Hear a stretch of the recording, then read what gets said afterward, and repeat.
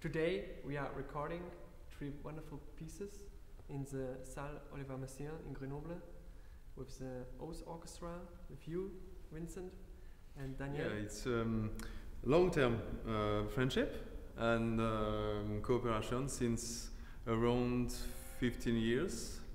And Daniel invited me when he was director of a festival to play in a recital. There is, I think, 10 years, more than 10 years ago, perhaps.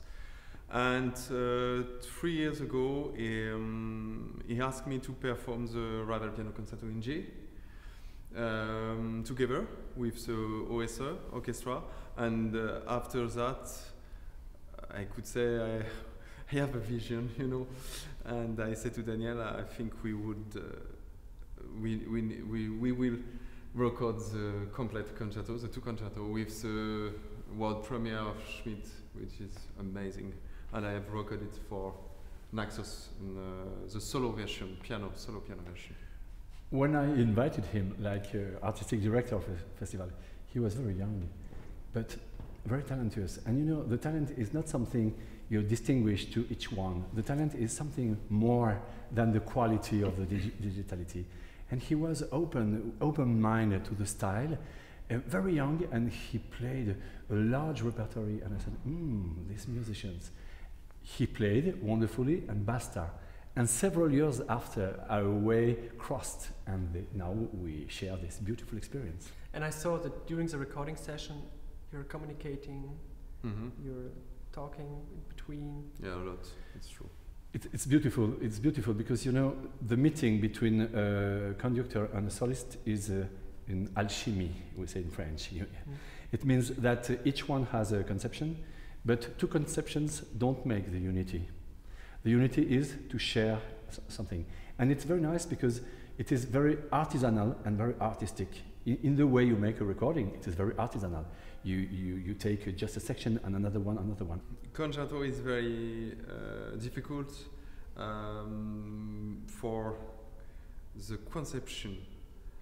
And I mean, it's impossible to perform well if you have no alchemy or fusion between the conductor and the soloist. I mean, of course, sometimes we should discuss.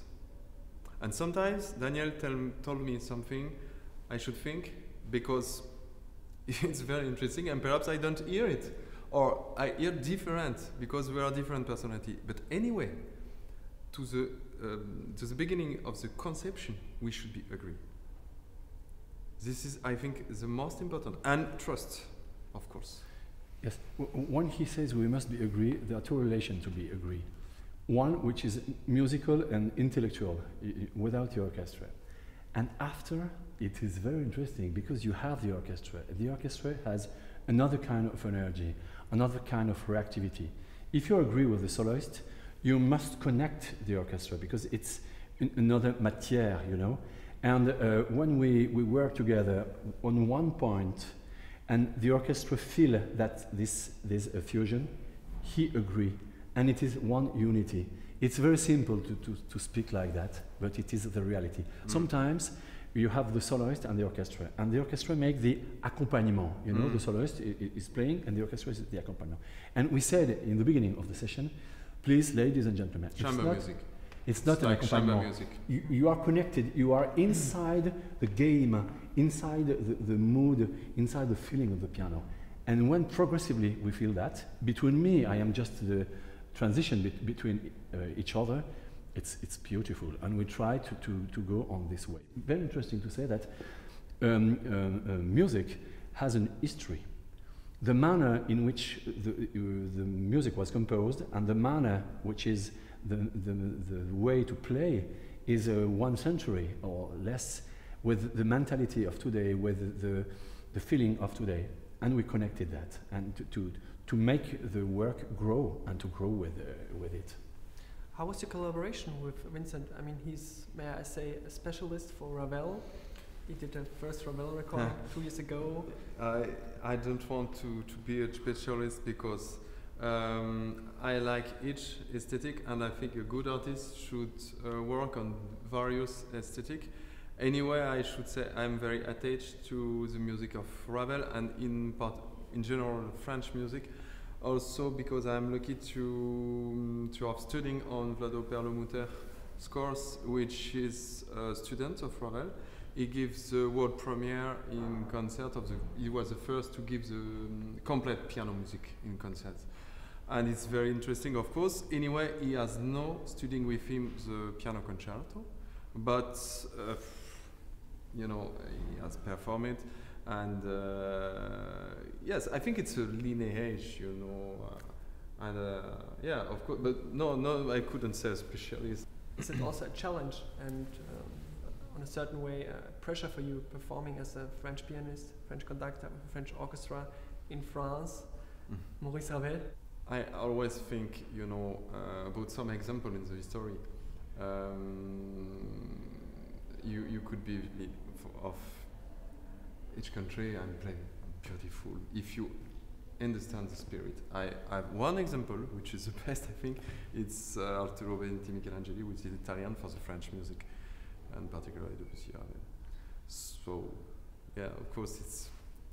But at the same time, I believe Maurice Ravel was influenced by jazz, by blues, and he was.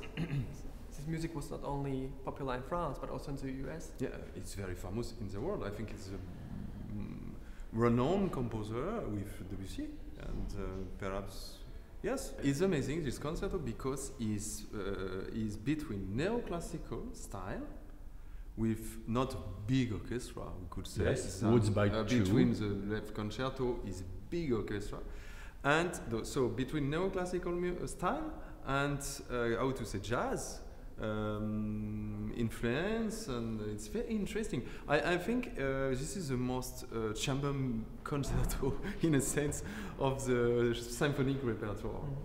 And the left hand is very different in the mood also. The left hand is a dark work in dark mood and with a big orchestra and with a piano writing for the left hand, which is absolutely amazing. Concerto for the left hand, there is two big cadence, and we could say in a sense, you know, in the second cadence which was the most difficult piece for left hand in the history. It's amazing writing, and Wittgenstein, who was a dedicator, couldn't perform it, and Ravel give an introduction. I never heard his concerto in orchestra and piano. He heard only the two piano with Wittgenstein when he go in Vienna, and they shocked together, and because Wittgenstein couldn't play it. Ombre, which you already performed on a CD for solo, and now you're performing the version for orchestra. It's the world premiere. The first piece of Shadows, J'entends dans le lointain, is writing for piano solo, and one of the great pieces in piano literature or French music, but Schmidt would like an orchestra with his piano. His piano writing is orchestral. And so he do a piano version of this work, which is very, very amazing and more in the Debussy post-impressionist mood. When you hear this, if you don't know, it's strange. You say, okay, we are in French music, but which kind of composer? It's not Debussy, it's after Debussy, but it sounds like Debussy, like Thema in Péléas et Mélisande. The harmony is larger. It's deeper, like German music sometimes, but nevertheless, it is transparent, so transparent. And it is in the exact evolution of Berlioz, of Rameau, Berlioz, you know. And to connect, it was a very good idea of Vincent, to connect in the same CD the two concerti and this piece is a beautiful image of the French music of this period, of course.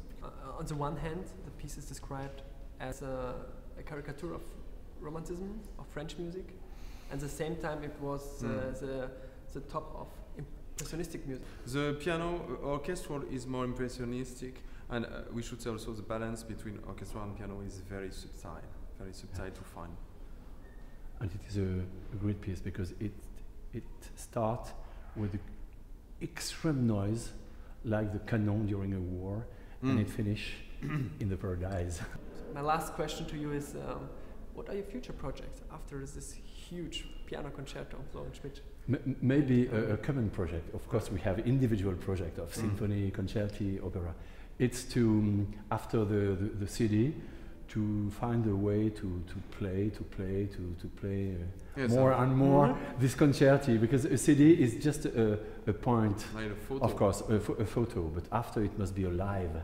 And if we have the possibility to play, of course, to perform again, we have performed before, now but to perform also and to share with people, because when you make a recording, it's a paradox, because you will share after with the CD, but to share live and to give the feeling of this music directly, it is, I think, the next project, common project. Many thanks for the great interview. Thank you very much. Merci beaucoup. Thank you. Merci beaucoup.